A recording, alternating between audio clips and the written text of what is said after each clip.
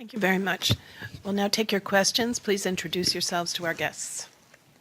Matthew? Matthew Lee, Inner City Press, on behalf of the Free UN Coalition for Access. Thanks a lot for this briefing. I wanted to ask about two actual Canada-specific issues.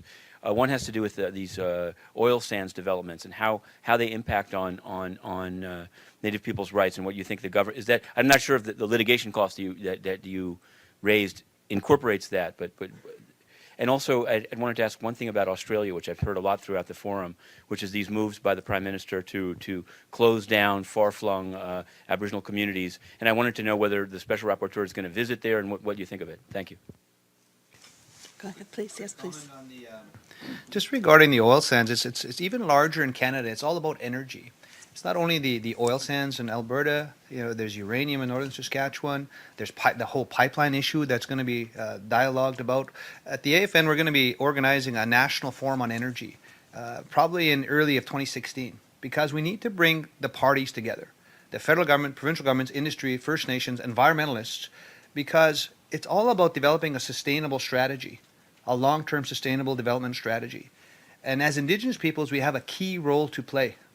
And the message I'm trying to get out to governments and industry, there could be alternatives to fossil fuels. We've got to start looking at all those things because there is only one Earth. There's only one climate. We have to be concerned with climate change and the impact on that, and finding the balance between the environment and the economy.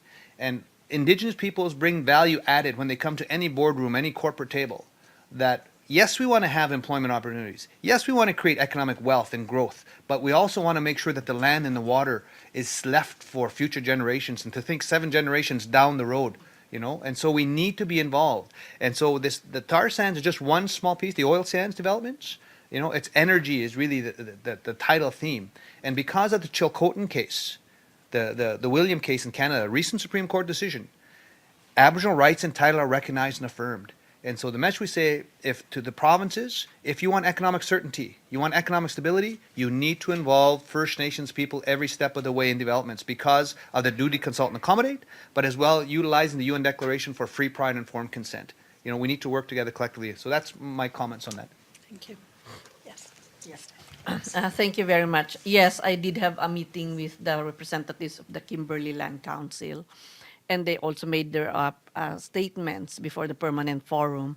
So I expressed my serious concern about the moves of the Australian government under Prime Minister Tony Abbott to displace Indigenous peoples, Aboriginal peoples from their traditional territories on the pretext that this is maintaining such territories are very expensive for the government. I think it will really be good if I can be invited by the Australian government, and that was a proposal by the Kimberley Land Council representatives whom I spoke with, that they are going to speak with the government and ask them to invite me so that I can take a deeper look into this issue.